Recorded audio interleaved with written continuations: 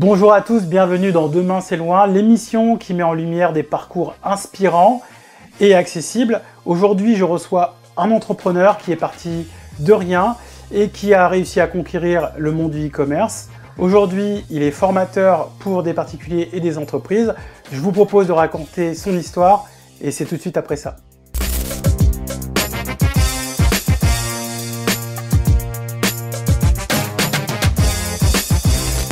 Alors, bienvenue dans Demain c'est loin. Aujourd'hui, je reçois Samir. Samir est un entrepreneur, il a 40 ans. Il est originaire de Vitrolles, près de Marseille. Il est père d'une famille de 3 enfants. Il est originaire lui-même d'une fratrie de 4 enfants et d'origine algérienne. Aujourd'hui, je le reçois pour parler de son parcours. Il est entrepreneur et, comme je l'ai dit en introduction, il forme des entreprises et des particuliers à se lancer dans le e-commerce. Bonjour Samir, comment ça va? Ça va, merci. Mais écoute, merci de ton invitation. Je t'en prie. C'est un honneur. Alors dis-nous, où est-ce que tu en es aujourd'hui Samir? Actuellement, je suis à la tête de 2 entreprises. Une dans le e-commerce et je gère aussi une agence pour les entreprises qui souhaitent développer le canal de distribution d'Amazon. Et aussi, j'ai un organisme de formation qui est spécialisé dans le e-commerce Amazon, où j'accompagne des particuliers qui souhaitent se reconvertir dans le e-commerce ou des entrepreneurs qui souhaitent diversifier leurs revenus dedans. Alors, comme je le disais en intro, aujourd'hui, toi, tu es parti de rien, tu as eu plusieurs métiers, tu es un enfant d'immigré aussi. Est-ce que ça a été dur d'en arriver là où tu es? Est-ce que ces défis ont fait de toi la personne que tu es? Est-ce que t'en as fait des forces ou est-ce que t'en gardes un goût amer? Oui, pas mal d'épreuves depuis jeune. Puis je suis l'aîné de la famille, responsabilité au niveau des petits frères et petites sœurs, des parents. On grandit dans les années 90. Je suis de 85, euh, une enfance assez joyeuse, je dirais. Euh, on manquait de rien, on avait besoin de rien, honnêtement, pas comme aujourd'hui. Et c'est qu'en grandissant, en intégrant le monde du travail, où c'est là que j'ai rencontré quelques, on va dire, quelques épreuves où on me faisait comprendre que voilà que j'étais pas à ma place ou que c'était beaucoup plus dur que d'autres, que ce soit au niveau du travail, au niveau de trouver un logement, etc. Mais comme je dis à chaque fois, ça fait une force, ça m'a musclé au niveau de ma détermination à réussir. Et c'est ce qui fait qu'aujourd'hui, j'ai pu avoir cette force-là pour arriver où j'en suis. Alors, toi, tu as fait des études, je crois que tu as fait des études d'économie et de droit. Euh, Aujourd'hui, c'est quoi le lien entre ces études et le e-commerce? Est-ce que tu peux nous raconter un peu par quelles étapes t'es passé?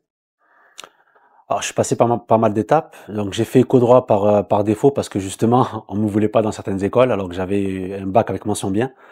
J'étais en liste d'attente et qu'on m'avait pas accepté. Donc, il fallait que j'aille en faculté. Donc, c'est là où on m'a pris. Mais c'était pas forcément ma vocation. Moi, à la base, je voulais me lancer dans l'informatique, etc. C'était un secteur qui était en train d'immerger dans les années 2000. Comme on m'a pas accepté, donc je me suis retrouvé en éco-droit. Donc j'ai fait 2 3 ans en fac et après cumulé pas mal de boulot, que ce soit au niveau d'électricien, agent aéroportuaire, manutentionnaire, tous les boulots de l'intérim. Donc j'ai jamais eu de CDI. Mon premier CDI j'avais 33 ans. Et donc du coup rien à voir avec le e-commerce. Je me suis formé par moi-même au bout d'un certain cap de ma vie où j'ai décidé d'entreprendre. On viendra par la suite, on pourra en parler. Et je me suis formé moi-même pour justement apprendre les compétences d'aujourd'hui. Alors, quel a été le déclic? Je crois que c'est en 2019 où tu as décidé de te lancer notamment sur le e-commerce sur Amazon. Et est-ce qu'il y a eu un déclencheur familial, personnel, ou est-ce que tu as juste eu envie d'essayer? Quand on s'était parlé, tu disais que tu avais abandonné ton emploi en CDI pour te lancer en tant qu'entrepreneur. C'est un risque, mais j'imagine qu'il y a eu un déclencheur. Alors oui, il y a eu un déclencheur. En fait, j'avais ma femme qui pouvait plus travailler, donc il fallait que je subvienne justement aux charges de la famille et trouver un autre travail. Et j'avais déjà pas mal de travail dans mon travail de salarié en principal. Donc il fallait que je trouve une solution et c'est là que j'ai découvert les business en ligne. Et pourquoi le e-commerce sur Amazon? Parce que en fait, une fois que ça tourne, ça prend très peu de temps. Et c'est ce qui me correspondait parfaitement, pour pouvoir justement, avoir un business de côté qui me génère, le salaire de ma femme qui pouvait plus travailler et tout en gardant en premier lieu mon travail de salarié, parce que je l'ai pas lâché directement. J'ai attendu que vraiment ça se monte. Je me suis formé, j'ai bien monté le business et une fois que ça a tourné, ça a généré, ça a remplacé mon salaire, c'est là que j'ai pu justement switcher, à 100% entrepreneur. Alors, est-ce que tu as eu des craintes? Est-ce que tu as eu peur de te lancer? Est-ce que tu t'es dit, je passe trop de temps là-dessus, etc. Ou est-ce que tu y es vraiment allé à fond? Après moi je suis, de caractère assez fonceur. Même si, j'étais quand même père de famille avec des responsabilités, mais une fois que j'ai une idée dans la tête, j'y vais à fond. Après, l'avantage avec le e-commerce, notamment sur Amazon, c'est qu'on part pas avec un gros capital de départ, et franchement, on prend très peu de risques. Après ça demande du travail, certes, mais la peur que je pouvais avoir, c'est vraiment de lâcher mon travail de salarié parce que, là j'étais voilà sans filet de sécurité. Mais j'ai mis en place ce qu'il fallait avant ça pour pouvoir me sécuriser et après me mettre à fond dedans. Est-ce que tu te souviens de ton premier produit? Le premier produit que tu as vendu, c'était quoi? Premier produit que j'ai vendu, c'était des ceintures à dos, Ouais. des correcteurs de posture. Et quand j'ai vu que j'ai fait ma première vente alors que j'étais à mon travail actuel, je me suis dit en fait ouais ça marche. Et c'est là que en fait les croyances se sont débloquées et que je suis allé à fond. C'est quoi les produits les plus ouf que tu vendus? Où tu t'es dit, les gens vont pas les acheter, ou ça va être difficile et tu as été surpris? Alors j'ai pas testé des milliers de produits parce que notamment alors le e-commerce sur Amazon, c'est comme du commerce, on va dire, général. C'est-à-dire qu'on fait quand même une étude de marché en amont. On n'est pas là à tester ces millions de produits. Donc j'avais fait une étude de marché, comme il se doit. Mais le produit, on va dire, où j'étais étonné, c'était vraiment la vérité, mon premier produit. Mon premier produit que j'ai vendu, c'était un produit de tendance. Je me suis dit: «Ça va pas forcément marcher parce que la tendance est déjà passée». Mais avec la force, en fait, d'Amazon, il y a plus de 39 millions de visiteurs par mois, en fait, avec les bonnes méthodologies, on peut vendre n'importe quoi sur Amazon. Est-ce que, dans ton expérience ou dans ta vie, il y a quelqu'un qui t'a inspiré, quelqu'un qui t'a donné un conseil ou même, quelqu'un que tu as croisé et qui t'a donné envie de réussir? Alors pas forcément sur ton expérience d'e-commerce, mais est-ce que il y a un modèle, quelqu'un, même, de ta famille, qui t'a un peu inspiré et tu t'es dit: j'ai envie de lui ressembler ou j'ai envie de réussir, parce qu'il m'a motivé»? Alors, moi, j'étais plutôt en manque justement de représentation. Moi, dans ma famille, il y a personne qui est entrepreneur. D'accord? C'est tous des salariés. Justement, je dirais, quand on rentre dans l'entrepreneuriat, on se confronte justement à ce schéma-là, c'est-à-dire que la famille ne comprend pas forcément ce qu'on fait. Mais c'est plutôt des entrepreneurs que j'ai rencontrés. Et c'est eux qui m'ont débloqué psychologiquement. Ils ont débloqué mes croyances parce que j'ai vu qu'ils avaient une vie que je voulais, palpable, donc qui gagnaient de l'argent en ligne, sans forcément aller travailler 300 heures dans le mois, et qui voyageaient voilà, à travers le monde et qui justement, ils n'avaient pas forcément fait d'études, mais qui gagnaient des salaires de ministres ou de docteurs. Et c'est là que je me suis dit: «Ouais, en fait, c'est vraiment possible. Ils l'ont fait, pourquoi pas moi?» D'accord. Samir, est-ce que il y a quelque chose que tu gagnes avec ta vie d'entrepreneur que tu n'auras jamais dans une entreprise en France? Je dirais la liberté. C'est tout? C'est le plus gros des bienfaits que j'ai eu en fait en montant mes entreprises. C'est la liberté. Qu'est-ce que ça veut dire la liberté? C'est-à-dire la liberté, j'appelle ça les 5 L. Les 5 degrés de liberté, donc liberté bon financière bien sûr, liberté géographique, c'est-à-dire je peux travailler d'où je veux. Si demain je décide d'aller, je sais pas moi en Algérie, en Thaïlande ou au Canada, je peux continuer à travailler. Liberté sociale, je décide avec qui je travaille. On m'impose pas, des employés ou des collaborateurs. Liberté hiérarchique. C'est-à-dire, j'ai personne au-dessus de moi, c'est moi qui prends mes propres décisions. Et liberté temporelle, je m'organise comme je le veux. Donc c'est vraiment ces degrés de liberté-là pour moi qui, même si demain on me proposait, on va dire le double du salaire que j'avais avant, mais en restant toujours dans le cadre du salariat, ben pour rien au monde, je retournerai en arrière. Samir, il y a des nombreux jeunes diplômés issus de l'immigration qui quittent la France pour trouver la réussite. Une réussite qu'ils n'arrivent pas à obtenir en France. Alors ils partent. Est-ce qu'ils ont raison de partir? Je suis partagé, j'en reçois tous les jours en appel des personnes qui souhaitent lancer des business et pour partir à l'étranger, même moi ça me ça me travaille. Donc je suis oui et non, je dirais oui et non. Oui, on peut construire ici, même en étant enfant d'immigrés, parce que on a quand même un certain confort en France, on a quand même pas mal d'aides, parce que je sais en dehors de France, c'est marche ou crève. Ici, on a quand même, on a ce temps, parce que moi, par exemple, pour mon propre expérience, j'ai pu aussi bénéficier, par exemple, du chômage pendant que je aussi continuais à développer mes business, ce qui m'a permis de gagner du temps et de pérenniser en fait mes revenus. Donc oui, il y a de la place encore en France. Il faut quand même des modèles. Justement, je pense qu'on est là aujourd'hui pour cela. Mais après, je comprends aussi des jeunes qui ne retrouvent pas en fait, s'y retrouvent pas à travers les valeurs de la France et qui souhaitent entreprendre autre part, où ils seront beaucoup plus acceptés par rapport à ce qu'ils valent et pas par rapport à ce qu'ils sont. Alors toi tu dis qu'ils se retrouvent pas par rapport aux valeurs de la France. Mais est-ce que c'est pas plutôt les valeurs des entreprises en France? Est-ce que un jeune issu de l'immigration a les mêmes chances d'évoluer qu'un jeune qui n'est pas issu de l'immigration? Est-ce que il y a une parfaite égalité des chances dans les entreprises françaises?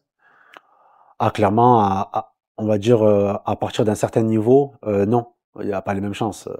Quand on est en bas d'une entreprise, tout va bien, mais dès qu'on commence à monter certains grades, on nous fait comprendre que voilà, il y a pas de place pour nous. Et comment tu vois du coup l'avenir de ces jeunes qui, la plupart, ne voient pas d'avenir et n'arrivent pas à imaginer la réussite, même quand ils sont diplômés, au travers des entreprises françaises? Quel est l'avenir pour eux? Est-ce que l'avenir, c'est de se lancer en tant qu'entrepreneur, de devenir indépendant, ou est-ce qu'ils doivent encore croire au système méritocratique de la société et des entreprises françaises? Je pense qu'aujourd'hui, les jeunes ne sont pas dupes. Euh, il y a un certain élan quand même, malgré tout ça. Les jeunes entreprennent beaucoup. Il y a les réseaux sociaux, c'est beaucoup plus simple qu'avant. Moi, ce que je recommande, c'est vraiment d'entreprendre dans n'importe quel sujet que la personne aime, s'y mettre à fond, se former. Et après, il y a des personnes qui sont pas faites pour l'entrepreneuriat. Il faut savoir qu'il y a des personnes qui ont besoin d'un cadre. Et s'ils veulent s'émanciper, moi, ce que je leur recommande, c'est s'ils ont les moyens, c'est de partir. C'est de partir, trouver des entreprises qui les valoriseront par rapport à ce qu'ils valent et pas par rapport à ce qu'ils sont. Alors c'est de partir, mais ceux qui ont décidé de rester, qui veulent un peu entamer un parcours qui ressemble au tien, par exemple, qu'est-ce que tu conseillerais aux jeunes qui voudraient se lancer dans le e-commerce? C'est quoi les premières étapes, les premières actions, sans vouloir enfin, développer tout le plan d'action, parce que j'imagine que c'est une formation en continu, en fait, le e-commerce. Toi-même, tu suis des entrepreneurs hein, sur du long terme. Mais quelles sont les premières étapes? Imagine demain, il y a un jeune qui vient, il vient te voir et dit, je veux lancer des business en ligne, je sais pas par quoi, je sais pas comment on fait, et je ne sais même pas par où commencer. Alors, je vais parler pour le e-commerce parce que c'est dans ça que je suis, même si je suis dans le domaine de la formation aussi. Donc je pourrais parler des 2. Dans le e-commerce, en premier lieu, c'est de se former, parce que, tout métier, c'est un métier comme un autre, donc tout métier, il faut être formé. Une fois qu'on se forme, c'est vraiment d'appliquer et se mettre à 1000 focus pendant quelques mois dans le business et appliquer les méthodes qu'on a appris. Et c'est qu'en passant à l'action qu'on aura des résultats et qu'on pourra derrière optimiser et justement après, développer son activité. Parce que il y a que ceux qui abandonnent, qui échouent. Chaque échec fait partie du chemin d'entrepreneuriat et surtout de s'entourer de personnes qui sont dedans. des modèles à suivre aussi. Donc regardez, aujourd'hui, on a les plateformes de réseaux sociaux, YouTube, voilà, TikTok, Insta, etc. Il y a pas mal de documentation dessus, il y a pas mal de personnes qui promuent justement l'entrepreneuriat, et je trouve que c'est bien. Et même du côté de la formation, s'ils ont des compétences, ben pourquoi pas les monétiser à travers les réseaux sociaux. Aujourd'hui, on va sur TikTok, on ouvre TikTok, n'importe qui en fait montre en fait ses compétences et réussissent à avoir des clients derrière. Donc aujourd'hui, la barrière à l'entrée pour entreprendre et gagner sa vie, elle est très infime. Donc aujourd'hui, tu parles de TikTok, donc j'imagine que tu es assez acculturé à TikTok Shop et à ce genre d'outils. Aujourd'hui, des jeunes, même créateurs de contenu, ils peuvent se lancer dans le e-commerce. Est-ce que les jeunes doivent passer par des étapes comme le dropshipping, d'abord pour comprendre les mécaniques, ou est-ce que ils peuvent se lancer directement dans le e-commerce, à savoir vendre des produits qui leur appartiennent, soit qu'ils ont préalablement acheté, ou alors passer par une phase intermédiaire. C'est quoi le bon step pour apprendre le e-commerce, le référencement des produits sur les plateformes, la publicité, les promotions, la popularité, etc. C'est quoi le bon deal pour commencer, selon toi? Moi, je recommanderais de se lancer sur Amazon en premier lieu. Pourquoi? Parce que c'est une plateforme tout en un, où il y a déjà les clients qui sont prêts à acheter. On n'a pas besoin de créer de site internet, on n'a pas besoin de processeur de paiement. En fait, le dropshipping aujourd'hui est assez complexe et ça demande beaucoup de compétences et de temps à investir. Contrairement à vendre des produits sur une plateforme comme TikTok Shop aujourd'hui ou Amazon qui sont les numéros un. Donc je recommande vraiment d'abord de se lancer sur des marketplaces, des places de marché comme Amazon ou TikTok, directement de vendre leurs propres produits, d'acheter du stock. Parce que le dropshipping, la différence, c'est qu'on est intermédiaire entre un fournisseur et un client et on ne possède pas forcément la marchandise, donc ce qui peut porter à confusion, même au niveau, moi je suis musulman, au niveau religieux. Donc je recommande, il y en a beaucoup, pas mal qui achètent du stock, qui les mettent sur TikTok, qui font des lives et qui vendent leurs produits. Donc c'est la manière la plus simple, je dirais quand même TikTok, d'avoir ses produits dans son local ou dans sa chambre, de promouvoir ce produit et petit à petit, investir après dans des compétences pour aller dans des marketplaces ou créer son propre site, et cetera. Alors pour les jeunes qui nous regardent, combien de temps on met avant d'être rentable, on va dire, que ça soit rémunérateur? Selon toi, un jeune qui se lance aujourd'hui avec un produit qui est pas un best-seller, mais un produit qui se vend plutôt correctement, est-ce que il va être rémunérateur tout de suite, ce produit, ou est-ce qu'il va devoir attendre? Alors il faut qu'il a la vision quand même entrepreneur, c'est-à-dire que, même au-delà de vendre des produits, il représente une entreprise et une entreprise a besoin de croître et la croissance, on a besoin d'argent. Donc en fait, je dirais d'être patient, surtout un jeune. Généralement, les jeunes, voilà, ils vivent chez leurs parents, ou ils n'ont pas des responsabilités avec des enfants, etc.